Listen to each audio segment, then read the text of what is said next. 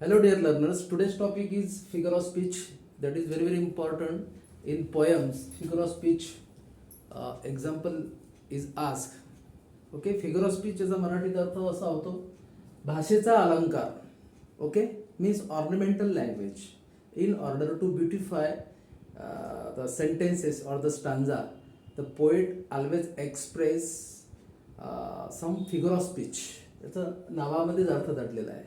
Figure म्हणजे आकृती देणे, स्पीच म्हणजे संभाषण, जे काही सेंटेन्सेस असतील, जे काही लाईन्स असतील. तर प्रॉमिनंट तशा many types of figure of speech are there. Near about 25 to 26 figure of speech are there's, but we have taken prominently here 6 टाईपचे फिगर ऑफ स्पीच आपण या ठिकाणी घेतलेले आहेत विद्यार्थी मित्रांनो. जसं याची डेफिनेशन दिलेली आहे, word or expression okay used not with origin, म्हणजे त्याचा ओरिजिन अर्थ न घेता इट एक्सप्लेन इन इमॅजिनेटिव्ह वे. बरोबर आहे. जसं तो एखादा ॲक्टर सारखा दिसतो, ती एखाद्या ॲक्ट्रेस सारखी दिसते. ही जी काही काय म्हणू आपण त्याला सिमिलीचा अर्थ होतो उपमा देणे. ओके, सिमिली म्हणजे उपमा देणे. जसं याच्यामध्ये जनरली ॲज, सो, लाईक आणि याच्यामध्ये इनडायरेक्ट कंप्रेशन असते, इनडायरेक्ट कंप्रेशन. ओके, जसं एक्झाम्पल घेतलेलं आपण, soldier fought like a lion. Okay, एक सैनिक सिंहासारखा युद्धामध्ये लढला. ओके, देन मेटाफर म्हणजे डायरेक्ट कॉम्प्रेशन. ओके, जे आपण फिगर ऑफ स्पीच घेतलेले आहेत थोडे म्हणजे अपोजिटमध्ये घेतलेले आहेत. जसं याच्यामध्ये सिमिलीमध्ये इनडायरेक्ट कॉम्प्रेशन आणि मेटाफरमध्ये डायरेक्ट कॉम्प्रेशन. जसं soldier was lion in a war, म्हणजे तो सिंहच होता युद्धामध्ये, असं आपण कम्पेअर केलेलं आहे. ओके, हे तुमच्या लक्षात आलं असेल. Simile, opposite, metaphor.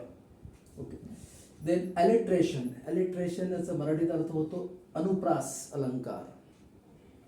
जसं letter is repeated in sentence, पोएमच्या एखाद्या सेंटेन्सेसमध्ये लेटर इज रिपीटेड. जसं या ठिकाणी बॉबी ब्रॉड द बॉक्स, बघा, B. Okay, so very simple to understand. नंतर रिपीटेशन म्हणजे word is repeated. Word is repeated. जसं वर्क अँड वर्क. नंतर आहे अँटिथेसिस मीन्स पुनरावृत्ती करणे. कशाची पुनरावृत्ती करणे? या ठिकाणी repetition, word is repeated.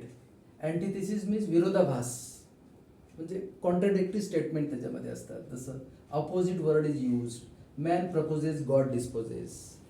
Okay, speech is silver, silence is golden. Opposite शब्द त्याच्यामध्ये वापरले जातात. आणि टॉटोलॉजी म्हणजे 2 words have the same meaning. जसं the girls was happy and Mary.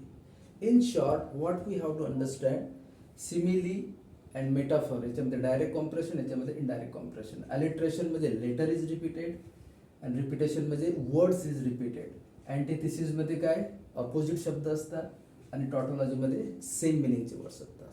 So it very simple trick to understand. आपण 6 या ठिकाणी फिगर ऑफ स्पीच घेतलेले आहेत, तुमच्या ते लक्षात आले असतील. Okay, you just share and subscribe to more to the student so that they will get the benefit. In the next part we will take more figure of speech. So this is all about today's lecture. Thank you so much.